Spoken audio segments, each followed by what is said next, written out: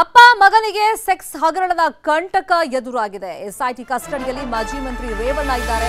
ಇವತ್ತಿನಿಂದ ರೇವಣ್ಣ ಕರ್ಕೊಂಡು ಹೋಗಿ ಸ್ಥಳ ಮಹಜರ್ ಮಾಡುವಂತ ಸಾಧ್ಯತೆಗಳಿದೆ. ಅದು ಪ್ರೊಸೀಜರ್ ಕೂಡ. ಕಿಡ್ನಾಪ್ ಕೇಸಲ್ಲಿ ಈಗ ಎಸ್ಐಟಿ ಕಸ್ಟಡಿಗೆ ಅಂತ ನ್ಯಾಯಾಧೀಶರು ಕೊಟ್ಟಿದ್ದಾರೆ. ಆ ವಿಚಾರಣೆಗಳು ನಡಿಬೇಕಾಗುತ್ತೆ. ಅದಕ್ಕೂ ಮುಂಚೆ ಸ್ಥಳ ಮಹಜರನ್ನ ಮಾಡಬೇಕಾಗುತ್ತೆ. ಇವತ್ತು ಹಾಸನ ಅಥವಾ ಕೆಆರ್ ನಗರದಲ್ಲಿ ಸ್ಥಳ ಮಹಜರ್ ಮಾಡುವಂತ ಸಾಧ್ಯತೆಗಳಿದೆ. ಮಹಿಳೆಯನ್ನ ಬಚ್ಚಿಟ್ಟಿದ್ದ ತೋಟದ ಮನೆಯಲ್ಲೂ ಕೂಡ ಮಹಜರನ್ನ ಮಾಡುವಂತ ಸಾಧ್ಯತೆಗಳಿದೆ. ಇನ್ನು ಹೊಳೆನರಸೀಪುರದ ಮನೆಗೂ ಕರ್ಕೊಂಡು ಹೋಗಿ ಮಹಜರನ್ನ ಮಾಡುತ್ತೆ ಎಸ್ಐಟಿ. ಮಹಿಳೆ ಕಿಡ್ನಾಪ್ ಕೇಸಲ್ಲಿ ರೇವಣ್ಣ ಆಪ್ತ ಸತೀಶ್ ಬಾಬಣ್ಣನನ್ನು ಕೂಡ ಒಟ್ಟಿಗೆ ಕರ್ಕೊಂಡು ಹೋಗಿ ಸ್ಥಳ ಮಹಜರ್ ಮಾಡುವಂತ ಸಾಧ್ಯತೆ ಇದೆ. ಎಸ್ಐಟಿ ಕಸ್ಟಡಿಯಲ್ಲಿರುವಂತ ರೇವಣ್ಣ ನಿನ್ನೆ ಕಣ್ಣೀರನ್ನ ಹಾಕಿದಾರಂತೆ. ಈಗ ನಾನು ಕರ್ಕೊಂಡು ಬಂದು 24 ಗಂಟೆ ಆಯ್ತು, ಯಾರೂ ಬರಲಿಲ್ಲ, ಕುಟುಂಬಸ್ಥರು ನನ್ನ ನೋಡೋದಕ್ಕೆ, ಆಪ್ತರು ಬರಲಿಲ್ಲ ನನ್ನ ಮಾತಾಡ್ಸೋದಕ್ಕೆ. ಸೊ ಈ ರೀತಿ ಆಗಿದ್ರಿಂದ, ನಾನು ಅರೆಸ್ಟ್ ಮಾಡಿರೋದ್ರಿಂದ, ಮಗನ ಮೇಲೆ ಇಷ್ಟು ಗಂಭೀರ ಆರೋಪ ಬಂದಿರೋದ್ರಿಂದ ಕುಟುಂಬದ ಮರ್ಯಾದೆ ಎಲ್ಲ ಹರಾಜಾಗ್ಬಿಡ್ತು, ನಮ್ಮ ರಾಜಕೀಯ ಭವಿಷ್ಯ ಏನಾಗುತ್ತೆ ಅಂತ ಹೇಳಿ ಕಣ್ಣೀರನ್ನ ಹಾಕಿದಾರಂತೆ.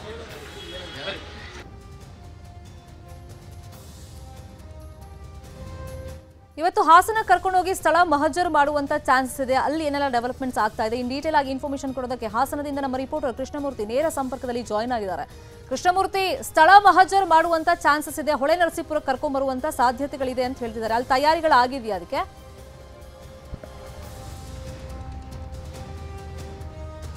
ಶರ್ಮಿತಾ, ಇನ್ನೂ ಯಾವುದೇ ರೀತಿಯ ತಯಾರಿ ಆಗಿಲ್ಲ. ಯಾಕಂತ ಹೇಳಿದ್ರೆ ಎಸ್ಐಟಿ ಅಧಿಕಾರಿಗಳು ಮುಂಚಿತವಾಗಿ ಏನು ರೇವಣ್ಣವರ ಮನೆಗೆ ಒಂದು ನೋಟಿಸ್ ಅನ್ನು ಕೊಡಬೇಕು. ಆ ನೋಟಿಸ್ ನಲ್ಲಿ ನಿಮ್ಮ ಮನೆಯನ್ನ ಇಂದು ವಿಚಾರಣೆ ನಡೆಸ್ತೀವಿ ಎಂಬಂತಹ ಮಾಹಿತಿಯನ್ನು ಕೂಡ ಅವರಿಗೆ ತಿಳಿಸಬೇಕಾಗುತ್ತೆ. ಆದ್ರೆ ಮೊನ್ನೆ ಏನು ಎಸ್ಐಟಿ ತಂಡ ಹಾಸನ ಜಿಲ್ಲೆಗೆ ಆಗಮಿಸಿತ್ತು, ಆಗ್ಲೂ ಕೂಡ ಇದೇ ರೀತಿಯ ಪ್ರೊಸೀಜರ್ ನ ಅವರು ಮಾಡಿಕೊಂಡಿದ್ರು. ಸ್ಥಳೀಯ ಪೊಲೀಸರಿಗೆ ವಿಷಯವನ್ನು ತಿಳಿಸಿ 1 ರಿಂದ 1.5 ಗಂಟೆ ಮುಂಚಿತವಾಗಿ ನಿಮ್ಮ ಮನೆಗೆ ಇವತ್ತು ವಿಚಾರಣೆಗೆ ಆರೋಪಿಗಳಿದ್ದಾರೆ, ಇವರನ್ನು ಕಳೆದ ಬಾರಿ ನಡೆದಂತಹ ವಿಚಾರಣೆಯಲ್ಲಿ ಸಂತ್ರಸ್ತರನ್ನ ಕರ್ಕೊಂಡ್ಬಂದು ವಿಚಾರಣೆ ಮಾಡ್ತೀವಿ, ನೀವು ಈ ಒಂದು ಪ್ರಕರಣಕ್ಕೆ ಸಂಬಂಧಿಸಿದಂತೆ ನೀವು ನಮಗೆ ಸಹಕಾರವನ್ನು ಕೊಡಬೇಕು ಎಂಬಂತನ್ನ ಸ್ಥಳೀಯ ಪೊಲೀಸರಿಂದ ಎಸ್ಐಟಿ ಅಧಿಕಾರಿಗಳು ರೇವಣ್ಣನವರ ನಿವಾಸಕ್ಕೆ ತಿಳಿಸಿದ್ರು. ಇಂದು ಕೂಡ ಇದೇ ರೀತಿಯಿಂದ ಪ್ರೊಸೀಜರ್ ಮಾಡುವಂತಹ ಸಾಧ್ಯತೆಗಳು ಇರ್ತಕ್ಕಂಥದ್ದು. ಹೊಳೆ ನರಸೀಪುರದಲ್ಲಿರ್ತಕ್ಕಂತಹ ರೇವಣ್ಣನವರ ಮನೆ, ಈ ಒಂದು ಮನೆಯ ಸುಪರ್ದಿನಲ್ಲಿರ್ತಕ್ಕಂಥ ಏನ್ ಕೇಸ್ ಏನಾಗಿದೆ, ಹೊಳೆನರಸೀಪುರ ನಗರ ಠಾಣೆಯಲ್ಲಿ ಕೇಸ್ ಆಗಿರೋದ್ರಿಂದ ಆ ಪ್ರಕರಣ ಸಂಖ್ಯೆ 107ರ ಅಡಿಯಲ್ಲಿ ರೇವಣ್ಣ ಅವರ ಮೇಲೆ ಹಾಸನ ಜಿಲ್ಲೆಯಲ್ಲಿ ಪ್ರಕರಣ ದಾಖಲಾಗಿದೆ. ಅದೇ ರೀತಿಯಲ್ಲಿ ಮೈಸೂರು ಜಿಲ್ಲೆಯಲ್ಲೂ ಕೂಡ ಕಿಡ್ನಾಪ್ ಸಂಬಂಧಪಟ್ಟಂತೆ ಈಗ ಪ್ರಕರಣ ದಾಖಲಾಗಿರ್ತಕ್ಕಂಥದ್ದು. ಹಾಸನ ಜಿಲ್ಲೆಗೆ ಸಂಬಂಧಿಸಿದಂತೆ ಈ ಒಂದು ಪ್ರಕರಣಕ್ಕೆ ಎಸ್ಐಟಿ ಅಧಿಕಾರಿಗಳು ಹಾಸನಕ್ಕೆ ರೇವಣ್ಣನವರ ಕರ್ಕೊಂಡ್ಬಂದು ಅವರ ಮನೆಯಲ್ಲಿ ಏನು ಮಹಿಳೆಯರ ಮೇಲೆ ದೌರ್ಜನ್ಯ ಎಸಗಿದ್ರು ಎಂಬಂತಹ ಆರೋಪವನ್ನು ಹೊಳೆನರಸೀಪುರ ನಗರ ಠಾಣೆಯಲ್ಲಿ ಮಹಿಳೆಯೊಬ್ಬರು ದೌರ್ಜನ್ಯ ಕೇಸನ್ನು ದಾಖಲು ಮಾಡಿದ್ದಾರೆ. ಇದಕ್ಕೆ ಸಂಬಂಧಿಸಿದಂತೆ ಹಾಸನಕ್ಕೆ ರೇವಣ್ಣವರು ಕರ್ಕೊಂಡ್ಬಂದು ಅವರ ನಿವಾಸದಲ್ಲಿ ಇವತ್ತು ಎಸ್ಐಟಿ ತಂಡದ ಅಧಿಕಾರಿಗಳು ಅವರನ್ನ ಪರಿಶೀಲನೆ ನಡೆಸಿ ಮತ್ತೆ ಯಾವ್ಯಾವೆಲ್ಲ ಜಾಗದಲ್ಲಿ ಏನೆಲ್ಲ ದೌರ್ಜನ್ಯ ಮಾಡಿದರೆ ಅದರಿಂದ ವಿಡಿಯೋ ಚಿತ್ರೀಕರಣ ಮಾಡಿಕೊಂಡು ತನ್ನ ವರದಿಯನ್ನ ತಯಾರಿಸಿಕೊಳ್ಳುವಂತಹ ಸಾಧ್ಯತೆಗಳಿದೆ. ಮೊನ್ನೆ ಅಷ್ಟೇ ಇದಕ್ಕೆ ಸಂಬಂಧಿಸಿದಂತೆ ರೇವಣ್ಣ ಮತ್ತು ಪ್ರಜ್ವಲ್ ರೇವಣ್ಣ ಇಬ್ಬರ ಮೇಲೆ ಕೂಡ ಏನ್ ಪ್ರಕರಣ ದಾಖಲಾಗಿದೆ, ಪ್ರಜ್ವಲ್ ರೇವಣ್ಣರ ಮೇಲೆ ಪ್ರಕರಣ ದಾಖಲಾಗಿದಂತಹ 376ನ ಅಡಿಯಲ್ಲಿ ಹಾಸನದ ಎಂಪಿ ನಿವಾಸದ ಮೇಲೂ ಕೂಡ ಈಗ ಎಸ್ಐಟಿ ತಂಡದ ಅಧಿಕಾರಿಗಳು ಪರಿಶೀಲನೆ ನಡೆಸಿದ್ದಾರೆ.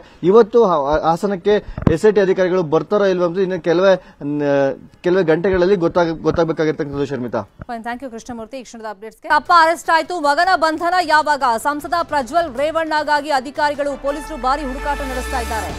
ಬಂಧನಕ್ಕಾಗಿ ವಿದೇಶಕ್ಕೂ ಕೂಡ ಅಧಿಕಾರಿಗಳು ತೆರಳಿದ್ದಾರೆ. ಪ್ರಜ್ವಲ್ ಜರ್ಮನಿಗೆ ಫಸ್ಟ್ ಹೋಗಿದ್ದು, ಅಪ್ಸ್ಟ್ಯಾಂಡ್ ಆಗಿದ್ದು, ಅಲ್ಲಿಂದ ದುಬೈಗೆ ತೆರಳಿರುವಂತಹ ಮಾಹಿತಿ ಇದೆ. ಜರ್ಮನಿ ಹಾಗೆಯೇ ದುಬೈನಲ್ಲಿ ಅಲ್ಲಿರುವಂತಹ ಅಧಿಕಾರಿಗಳ ಸಂಪರ್ಕಕ್ಕೆ ಪ್ರಯತ್ನಗಳಾಗಿದೆ. ರಾಯಭಾರ ಅಧಿಕಾರಿಗಳ ಭೇಟಿ ಮಾಡಿದೆ ತಂಡ. ಸೊ ಈಗ ದುಬೈಲಿದ್ರೆ ಅಲ್ಲಿಂದನೇ ಕರ್ಕೊಂಡ್ಬರೋದಕ್ಕೆ ತಯಾರಿಗಳಾಗಿದೆ, ಅಂದ್ರೆ ಅಲ್ಲಿಂದನೇ ಅರೆಸ್ಟ್ ಮಾಡ್ಕೊಂಡು ಕರ್ಕೊಂಡ್ಬರೋದಕ್ಕೆ ತಯಾರಿಗಳೆಲ್ಲ ಆಗಿದೆ. ಹಾಗಾಗಿ ಅಲ್ಲಿನ ಅಧಿಕಾರಿಗಳನ್ನ ಸಂಪರ್ಕ ಕೂಡ ಮಾಡಲಾಗಿದೆ. ಅಪ್ಪ ಅರೆಸ್ಟ್ ಆಯ್ತು, ಮಗನ ಬಂಧನ ಯಾವಾಗ ಅಂತ ರಾಜ್ಯದ ಜನರು ಕೇಳ್ತಾ ಇದ್ದಾರೆ. ಇದೇ ವಿಷಯವಾಗಿ ಇನ್ನಷ್ಟು ಡೀಟೇಲ್ ಆಗಿ ಇನ್ಫಾರ್ಮೇಶನ್ ಕೊಡೋದಕ್ಕೆ ನೇರ ಸಂಪರ್ಕದಲ್ಲಿ ಜಾಯ್ನ್ ಆಗಿದ್ದಾರೆ ನಮ್ಮ ರಿಪೋರ್ಟರ್ ಮಂಜುನಾಥ್ ಚಂದ್ರ. ದೇವೇಗೌಡ್ರೆ ಒಂದು ಸೂಚನೆಯನ್ನ ಕೊಟ್ಟಿದ್ದಾರೆ, ಕಾನೂನು ರೀತಿಯಲ್ಲಿ ಮುಂದೆ ಏನು ಹೋರಾಟ ಇದೆ ಮಾಡೋಣ, ಆದಷ್ಟು ಬೇಗ ಶರಣಾಗಿ ಅಂತ. ಸೂಚನೆ ಮೇರೆಗೆ ಪ್ರಜ್ವಲ್ ಬರಬಹುದು ಅನ್ನೋ ನಿರೀಕ್ಷೆ ಇತ್ತು, ಬಟ್ ಅದು ಯಾಕೋ ಕಾಣಿಸ್ತಾ ಇಲ್ಲ. ಜರ್ಮನಿನ ದುಬೈನ ಪ್ರಜ್ವಲ್ ಎಲ್ಲಿದ್ದಾರೆ ಅಂತ ಅಧಿಕಾರಿಗಳಿಂದ ಮಾಹಿತಿ ಸಿಕ್ಕಿದೆ. ಶರ್ಮಿತಾ, ಈಗಾಗಲೇ ನೀವು ಹೇಳಿದಾಗೆ ದೇವೇಗೌಡರು ಎಲ್ಲೋ ಒಂದು ಕಾನೂನು ಸಲಹೆ ಮುಖಾಂತರ ನಾವು ಹೋರಾಟ ಮಾಡೋಣ, ವಾಪಸ್ ಬಂದ್ಬಿಡು ಅಂತ ಹೇಳಿ ಕೆಲವು ಅಂದ್ರೆ ಆ ಸೆಂಟ್ರಲ್ ಕೂಡ ಮಾತುಕತೆಯನ್ನ ನಡೆಸಿರ್ತಕ್ಕಂಥದ್ದು. ಜೊತೆಗೆ ಪ್ರಜ್ವಲ್ ರೇವಣ್ಣ ಆದಷ್ಟು ಬೇಗ ಬರ್ತಾರೆ ಅನ್ನೋದು ಕೂಡ ಹೇಳಿದ್ರು. ಆದ್ರೆ ಪ್ರಜ್ವಲ್ ರೇವಣ್ಣ ರಾಜ್ಯಕ್ಕೆ ವಾಪಸ್ ಆಗದ ಹಿನ್ನೆಲೆಯಲ್ಲಿ ಕೆಲವು ಸೈನ್ಯ ಅಧಿಕಾರಿಗಳು ಅಂದ್ರೆ ಸದರ್ನ್ ರೇಂಜಿನ ಅಧಿಕಾರಿಗಳು ಈಗಾಗಲೇ ಎಂಬೆಸಿ ಮುಖಾಂತರ ಅಂದ್ರೆ ಕೆಲವು ಅಧಿಕಾರಿಗಳನ್ನ ಕೂಡ ಸಂಪರ್ಕಿಸತಕ್ಕಂಥದ್ದು. ಜೊತೆಗೆ ಮೈಸೂರಿನ ಭಾಗದ ಕೆಲವು ಹಿರಿಯ ಅಧಿಕಾರಿಗಳು ದುಬೈ ಹಾಗೂ ಯುರೋಪ್ ಕಂಟ್ರಿಗೆ ಕೂಡ ತೆರಳಿರ್ತಕ್ಕಂಥದ್ದು ಕೂಡ ಗೊತ್ತಾಗಿರ್ತಕ್ಕಂಥದ್ದು. ನಿನ್ನೆ ಬೆಳಗ್ಗೆ ಸುಮಾರು 7 ಗಂಟೆ ಫ್ಲೈಟ್ ನಲ್ಲಿ ದುಬೈ ಹಾಗೂ ಹಂಗೇರಿ ಫ್ಲೈಟ್ ಅನ್ನ ಫ್ರಾಂಕ್ಫರ್ಟ್ ಮುಖಾಂತರ ಹಂಗೇರಿಗೆ ಕೂಡ ತಲುಪಿದ್ದಾರೆ ಅನ್ನೋದು ಕೂಡ ಗೊತ್ತಾಗ್ತಾ ಇರೋದು ತನಿಖೆಯಲ್ಲಿ. ಸದ್ಯಕ್ಕೆ ಪ್ರಜ್ವಲ್ ರೇವಣ್ಣಗೆ ಈಗಾಗಲೇ ಬ್ಲೂ ಕಾರ್ನರ್ ನೋಟಿಸ್ ಇಶ್ಯೂ ಆಗಿರೋದ್ರಿಂದ ಅಲ್ಲಿನ ಅಧಿಕಾರಿಗಳನ್ನ ಸಂಪರ್ಕ ಮಾಡಿ ಕೆಲವು ದಾಖಲಾತಿಗಳನ್ನ ಇಲ್ಲಿಂದ ಕೊಂಡೊಯ್ದಂತ ಕೆಲವು ದಾಖಲಾತಿಗಳನ್ನ ಅಲ್ಲಿ ಇಂಟರ್ಪೋಲ್ ಆಫೀಸರ್ಸ್ ಕೂಡ ಸಬ್ಮಿಟ್ ಮಾಡಿ ಜೊತೆಗೆ ಅಲ್ಲಿನ ಒಂದು ಹೆಲ್ಪ್ ಅನ್ನ ತಗೊಂಡು ಆ ಅಧಿಕಾರಿಗಳ ಹೆಲ್ಪ್ ಅನ್ನ ತಗೊಂಡು ಪ್ರಜ್ವಲ್ ರೇವಣ್ಣನ ಅರೆಸ್ಟ್ ಮಾಡಿ ವಾಪಸ್ ಬೆಂಗಳೂರಿಗೆ ಕರೆತರ್ತಾರೆ ಅನ್ನೋದು ಕೂಡ ಗೊತ್ತಾಗ್ತಾ ಇರ್ತಕ್ಕಂಥದ್ದು. ಸದ್ಯಕ್ಕೆ ತನಿಖೆಯನ್ನು ಕೈಗೆತ್ತಿಕೊಂಡ ಎಸ್ಐಟಿ ಅಧಿಕಾರಿಗಳು ಆತ ಚೆನ್ನೈ, ಮಂಗಳೂರು ಹಾಗೂ ಕೇರಳದಲ್ಲಿ ಎಲ್ಲಿ ಬೇಕಾದ್ರೂ ಲ್ಯಾಂಡ್ ಆಗಬಹುದು, ಆತ ಒಬ್ಬನೇ ಬಂದ ಅನ್ನೋ ರೀತಿಯಲ್ಲಿ ಹೈ ಅಲರ್ಟ್ ಆಗಿದ್ದಾರೆ. ಶರ್ಮಿತಾ, ಥ್ಯಾಂಕ್ ಯು ಮಂಜುನಾಥ್ ಚಂದ್ರ ತಮ್ಮ ಇನ್ಫಾರ್ಮೇಶನ್ಗೆ.